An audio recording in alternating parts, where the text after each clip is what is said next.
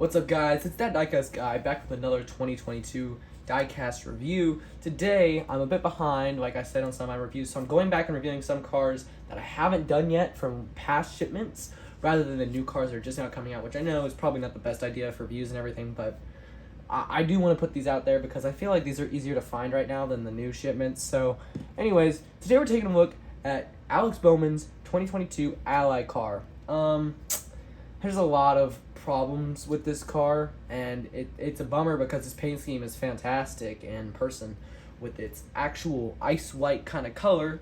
GTA reference there. But in person, which it doesn't look as bad on camera as it does in person, this is a straight cream white-ish, yellowish thing, kind of. It's like a brown creamish white. It's like an off-white. It's really hard to explain, but it doesn't look right at all. So I'm gonna go ahead and show you guys a close look at the diecast itself, or the packaging at least. It says next gen 2022 season Hendrick Motorsports Alex Bowman, ages 4 and up, NASCAR Cup Series logo. Barcode on this side, a lot of logos on this side, and this says Alex Bowman number 48 Ally 2022 Camaro Z01 limited edition, and it's got this number thing, I never remember what that's called, and the NASCAR logo. On the top of www.lionlracing.com, and the scan thing, I don't know what those are called anymore, I forgot. Anyways, this is the last primary Hendrick paint scheme I have to do a review on. I think, I've done the other three, so this is the last one I need to do, and it is definitely the worst one of the 4 primary paint schemes for Hendrick, because of not the paint scheme itself, but the diecast itself. But it also is the worst paint scheme too, because Hendrick's put out some fire paint schemes this year, but this diecast is pretty sucky. So I'm gonna go ahead and get out of the box. We'll take a closer look at it, and we'll get to that 5-star review pretty soon. I think we already know what it's gonna be though.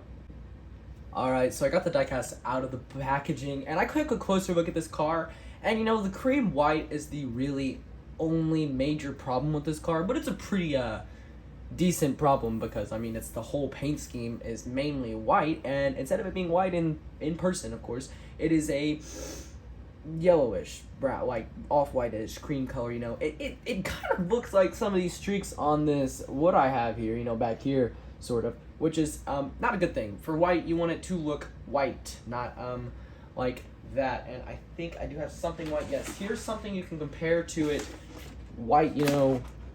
Yeah, this isn't even fully white. This is just kind of an off-white too, and that is clearly not white compared to that. Now, we're going to go ahead and take a closer look at this paint scheme.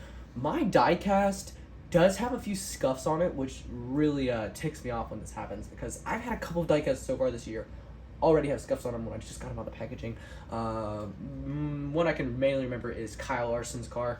Had a pretty decent scuff, but, that's okay. I'm paying $10 for these cars, and they're beat up. Sometimes even $12 at the races, so, it's fun to get a car, your hard-earned money, and a decently priced car as well, to get it not even in tip-top shape. So we're going to go ahead and take a closer look at this diecast. That's line up for you, but we're going to go ahead and take a closer look. So we're going to start at the front end with this very odd front end. It's a normal Camaro Z01 front end, but I'm trying to get it to focus here. The right here is like a weird black and blue stripe, which matches nothing on the rest of the car, but it is okay. Number 48 over here, can't really tell what that is. On this side, we have this cool stripe pattern, which I do really like. Number 48 Ally, which this paint scheme does profit a little bit from the number being forward. Do it right up here, Hendrick Motorsports logo, and this cool pattern back here. The back of the car is black, which, I would not expect for an all-white car, but, whatever. Bowman logo, number 48. This side is the same as the other side. On the hood is where I really like this car. The Ally logo. This looks really fantastic in my opinion. It says Bowman, the Chevrolet logo, number 48. Ally, do it right. Bowman on the back again, and Ally, do it right again back here. Over here is the scuff mark right there. Pretty decent one as well. Completely rubbed off compared to this side, and yeah, not my favorite thing. Silver wheels on this car are not fully silver like they were for some of the other cars. Early on in my reviews, and early on for the first, I think 5 cars I got, they all had silver wheels. No, I think it was first 4 or 3, and so my first 4 or 3 reviews, you can see me complaining about the silver wheels. They've changed it. This is more of a gray than a silver, so it doesn't look as cheap. which is what I really didn't like about the other one, that it looked so cheap. But on these cars, it looks more gray than silver, which is a really good thing in my opinion. Since, you know, I do want them to stick with the color of the rims that they have in person on the real cars and to the diecast, because, you know, it really gives you that effect. But I also don't want the cars to look cheap, and this new gray color really does fix that. Overall, this paint scheme itself in person is fantastic. The diecast body itself and how they capture the car is pretty good, but, big but, that coloring really drags it down for me. You know, it's not as bland as some of the other paint schemes from this year, like the Hot Rods Pizza car. Kevin Harvick had a terrible paint scheme, worst one I've seen so far. This one, though, is competing right along with it for being bad, horrible almost. Not, we'll get to it, but I do not like this car, the diecast itself at all. I do think that the cream color, I guess, could work, but I would really love it to be that ice white color rather than, you know, brown. It looks like it's been sitting in the sun for like 10 years or some, I don't know, or smoky room for like 15 years. So we're gonna go ahead and get to the 5-star rating. 0 being a horrible car, which I have never said before. 0. 1 being terrible, 2 being bad, 3 being okay, 4 being good, and 5 being perfect. I think we know that this car is not going to be 3, 4, 5. I'm going to have to put it at a solid 1. You know, I've still yet to give away that 0 stars for a paint scheme or diecast, and I'm telling you, one car this year has stuck out to me that might be the first 0 stars I ever give. But this car is a solid 1. It's terrible. It's bad, because not the paint scheme itself is good, but they did, I don't know what the heck's going on with the front end over there with the black and blue. That's kind of random. I don't know if that's on the car or not. In person, I saw it, but I didn't remember seeing that.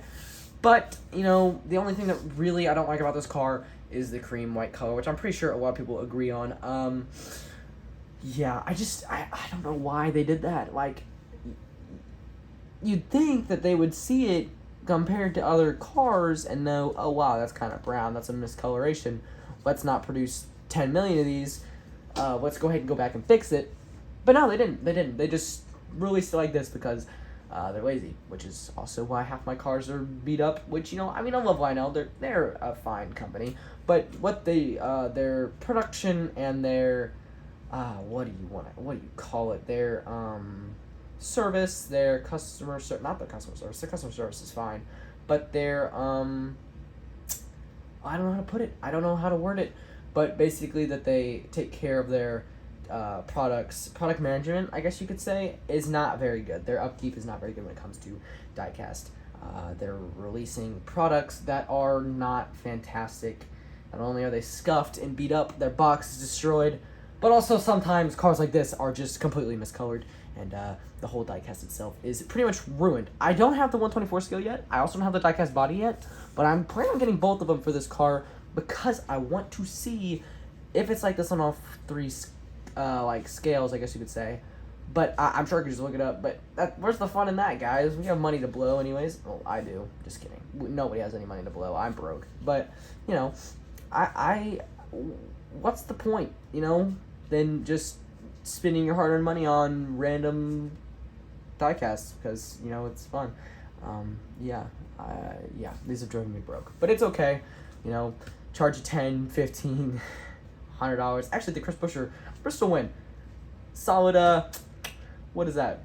$12 because something to do with the silver foil on the number? That's a bit off-putting, but okay. I think it's the silver foil on the number. I know it says foil, but I'm not sure what it is, if it's the number or not. But either way, that much money, you should be getting a lot of bang for your buck, and yet we're getting something that is almost like worse than Hot Wheels. And I love Hot Wheels, you know? But you have to admit that for 99 cents, you're not going to get the best bang for your buck, because the car's not always going to be on tip-top shape. And that's what we're getting here. They're worse than Hot Wheels, and Hot Wheels are like $1 or $2.50, you know, and these are $10 to $120. Bit excessive, and the shipping's expensive when you get the package and your box is destroyed, but it's okay. We're not ranting today. If you guys enjoyed the video, be sure to smash the like button and subscribe. And turn on the notification bell. We got a ton more reviews coming. I'm backed up by like 15, 16 cars. And a giant haul is coming. 2 shipments and 2 free cars sent from an eBay seller, which I'll get into later. But that's a big deal. We're going to have probably the biggest haul on the channel in channel history and maybe ever coming up very, very soon. Later this week, I think it should be. I'm pretty sure they've all shipped. Or if not, they should. I think 1 shipment ships tomorrow, but the rest of them have already shipped. So I'm super excited for that. That should be coming probably around Friday. Who knows? But I am so excited for it. Anyways, I'll see you guys next time. Peace out.